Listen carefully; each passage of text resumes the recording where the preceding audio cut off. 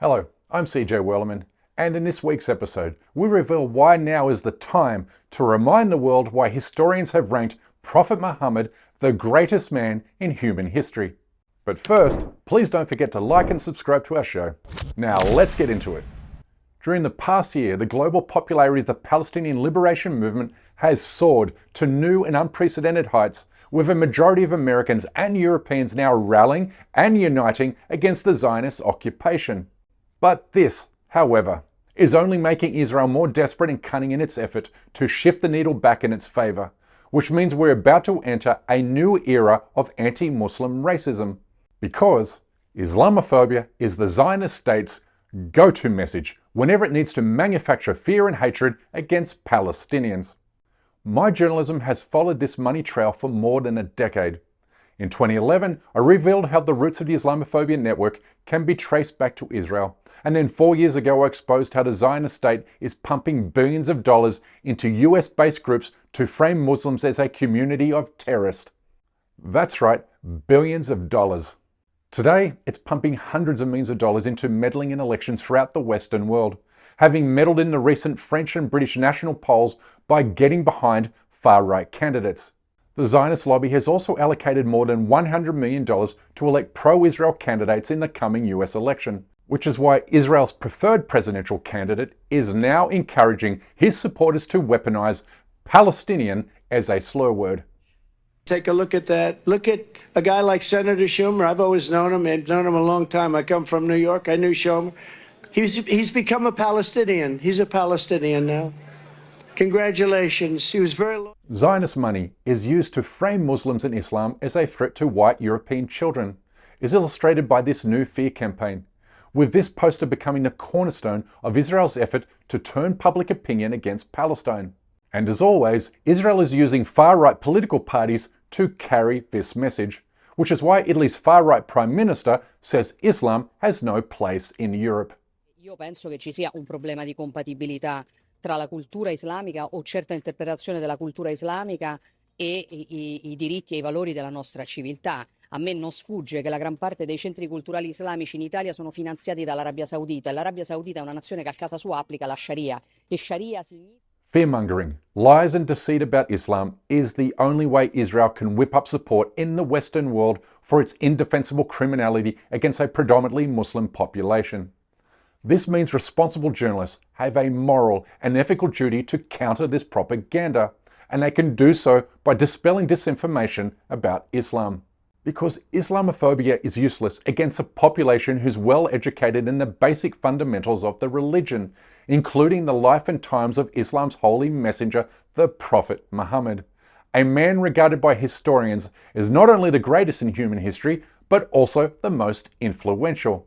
The reasons for his dominance and popularity are summarized in this internationally best-selling book, in which the Prophet is ranked the world's most influential person in both the religious and secular realms, given he was responsible for the foundations of Islam as well as the early Muslim conquests, which united the Arab Peninsula and eventually a wider caliphate after his passing. Now think about this for a moment. Islam's prophet is ranked above every man and woman who walked this planet before or after him, including Jesus, Buddha, Confucius, Isaac Newton, and Albert Einstein. But what makes the Prophet Muhammad stand head and shoulders above every individual in this list is he changed the world in so many measurable ways, despite being raised an orphan without the ability to read or write. Yet these limitations did not stop him from reciting the word of God, a recitation that profoundly changed the political, economic, and legal systems of the entire Arab world. And he made these changes while preaching an end to racism and tribalism along the way, which is why there's no racism in Islam today or ever, an accomplishment no other religion can boast. In a mere 23-year period, he changed the way people ate, drank, washed, groomed, spoke, and carried out their business affairs with one another. He preached inclusivity and tolerance, praising Christians and Jews as equals and people of the book. He also ended corruption and turned down offers of money, women, prestige and power, saying, and I quote, "There is none worthy of worship except Allah." This was a man of pure intentions and pure heart. But his biography has been deliberately kept hidden from view in mainstream Western culture because of the power and influence of the Christian Church, which has always seen Islam as a threat to its dominance. For this reason, Western feminists are shocked when they learn he was the first leader in history to grant women civil rights, with civil rights activists equally shocked when they learn he was the first to speak out against human slavery, saying, and I quote, "No human has superiority over another." This was a man who spoke truth to power, a man who forbid lying, deceit and dishonesty. He was even trusted by his enemies, who called him Al-Amin, meaning the most trustworthy. It's simply impossible to imagine any leader anywhere today calling his adversaries trustworthy, which gives added emphasis to the Prophet's unique qualities. It was upon his virtuous reputation that Islam spread throughout the world, but not without violent pushback from his enemies, namely the corrupt pagan overlords of Mecca at the time.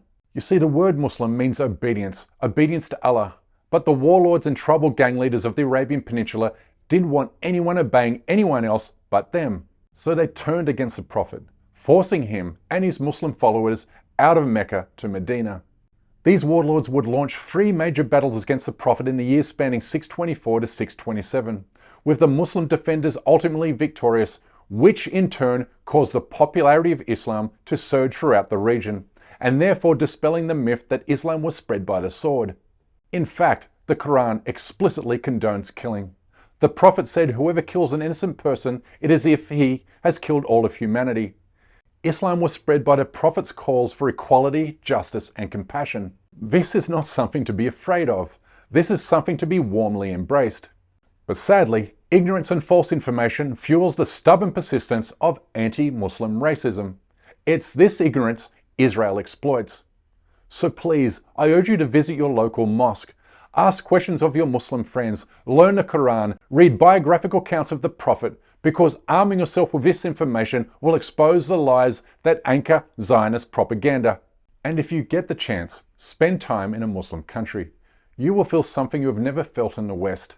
I promise you that. I was fortunate enough to experience Islam's aesthetic charm and beauty while living in Jakarta, Indonesia. And this is what famous Hollywood actor Liam Neeson said after living in Istanbul during the filming for one of his movies. And then when I was doing Taken 2 in Istanbul, the call to prayer, the Muslim call to prayer starts at like 5 o'clock in the morning. So, it's an extraordinary sound. Wow. So the first week it was like, the second week it was like, oh, it's kind of quite nice. But the third week I was totally captivated by it, loved it. So then I thought maybe Islam's the answer. So there's many good reasons why Islam is the world's fastest growing religion. I encourage you to learn them. The information will speak for itself. And at the very least, you will have vaccinated yourself against Islamophobia. But that's my time for today. Please don't forget to subscribe to this channel, and we kindly ask you please support our effort to expose and confront injustices in the Muslim world by becoming a member of this show at patreon.com/CJWerleman. We can't produce, sustain and grow the show without your help, and we offer exclusive content and benefits to those who do.